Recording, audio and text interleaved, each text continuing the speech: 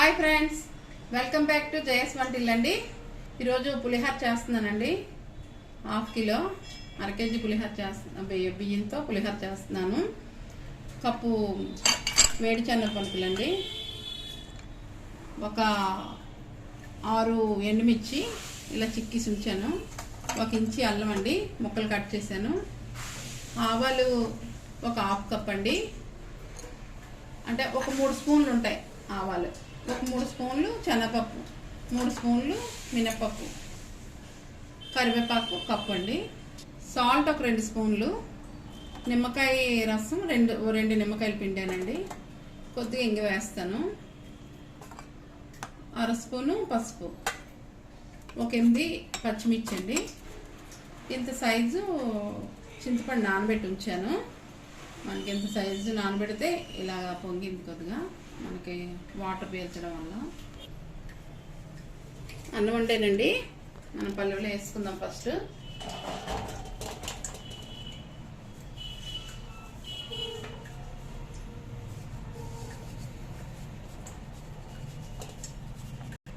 Oil అది వేసి మధ్యలోని కొద్దిగా ఆయిల్ వేద్దామండి.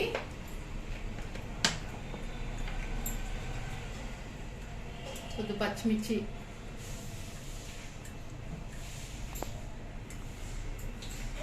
కొద్దిగా కరివేపాకు,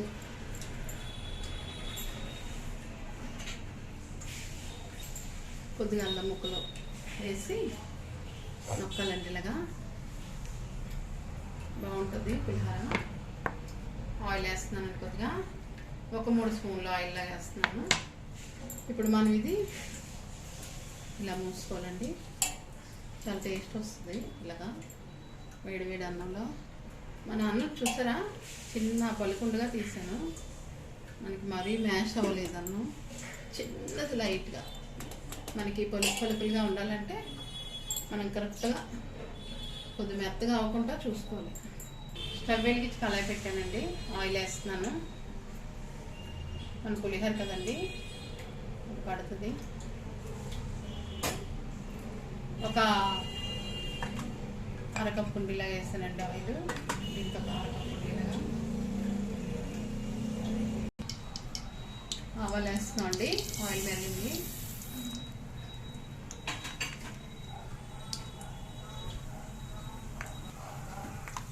ఆవాలు కొద్దిగా వేగాక మినపప్పు వేస్తున్నానండి, పచ్చిశనగపప్పు వేస్తున్నాం అండి, పలుకులు కూడా వేసేస్తున్నామండి, వేరుశనగ పలుకులు. వేగాలండి, ఇవ్వండి వేగాయి. మనం ఇప్పుడు ఎండుమిర్చి వేసుకుందాం.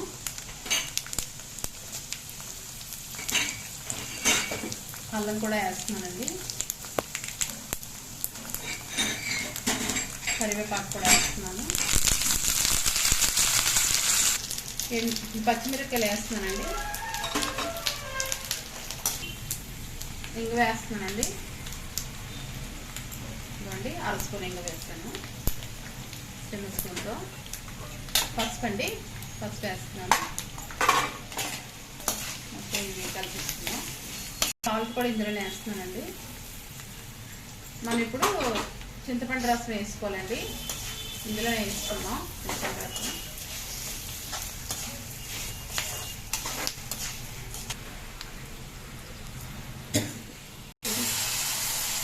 చింతపండు రసం వేస్తున్నానండి, పులుపు వేసుకున్నామండి. చింతపండు పులుపు కప్పులాగా వచ్చిందండి మగ్గు, అది వేసాను చింతపండుది. ఇంకా రెడీ అయిపోయిందండి, 5 నిమిషాలు మరబెట్టాం, అయిపోయింది. ఇంకా మనం రైస్ వేసుకుందాం. స్టవ్ ఆపేసానండి, చూసారా మనకు ఆయిల్ ఎలా పైకి వచ్చిందో, అలా అయ్యే వరకు పెట్టుకోవాలండి. అన్నంలోని మనం చూసారా వేడిగా ఉంది అన్నం, ఇలా వేడిగా ఉన్నప్పుడే మనం కలుపుకోవాలి, బాగుంటుంది.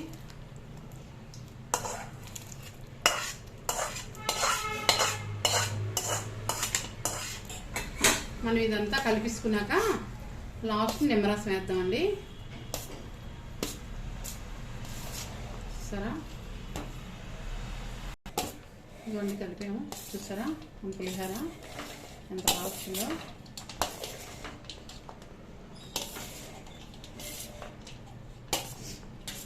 చాలా బాగుంటుందండి టేస్ట్. చాలా బాగుంటుందండి టేస్ట్. మన పులిహోర అయిపోయిందండి, కలిపిస్తాం. మనం ఒక డిష్లో తీసుకుందామండి. ఇప్పుడు నిమ్మరసం వేస్తున్నానండి, ఫైనల్ లాస్ట్. ఇప్పుడు మళ్ళీ కలుపుకోవాలి. నిమ్మరసం వేసాక కలిపిస్తాం, డిష్లోకి తీసుకుందాం. చేస్తున్నాం అండి.